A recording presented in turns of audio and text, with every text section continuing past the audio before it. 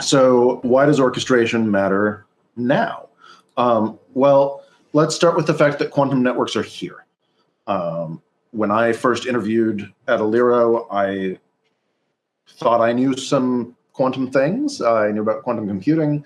I went to school for physics, and I had never heard of quantum networking, and it sounded like science fiction. Well, this is not the Starship Enterprise. This is here and now, planet Earth in the year 2025.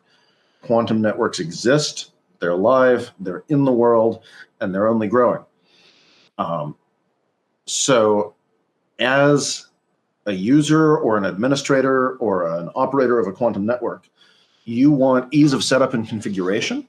So we have heard just from other contacts in the industry, we've heard things like, yeah, before we had an orchestrator, setting up anything on our quantum network would take multiple PhD physicists working for multiple days. And then when they add in the Aliro orchestrator, they're like, oh, it takes one person 8 minutes. So we're not just talking about marginal ease of setup, we're talking about game-changing ease of setup. And ease of integration with existing networks, whether you're talking about integrating new hardware into an existing quantum network, integrating quantum network services such as quantum key distribution into your classical network architecture, orchestration is the layer that's going to make that easy and straightforward. Interoperability, not just interoperability between, as I said, your quantum network and your classical network, but interoperability between different vendors. And we're going to talk a lot about that today. If you have some quantum networking hardware that you bought from a vendor that has maybe been acquired or gone out of business, and you want to buy more stuff, but you're going to have to get it from a different vendor, or maybe your previous vendor is still around, but they don't make the best solution for the next tool that you need.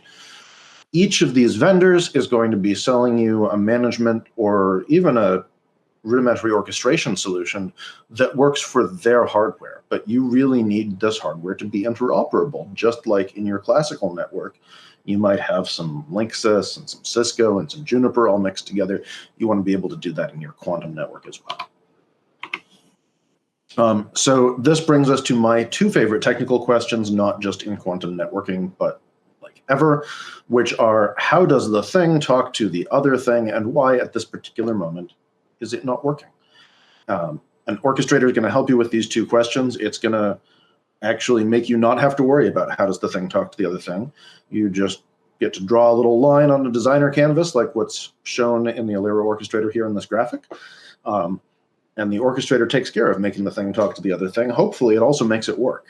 That's obviously what we all want, but outages, faults, and failures do happen. And when that occurs, you want an orchestrator that can tell you very clearly, why isn't it working? Yeah, the fault is in this device. It's not responding to the network. It is responding with an error code. We can't even tell it's there. Does it have power? Whatever. So you know what to go look at on your network or what vendor you need to call about the problem.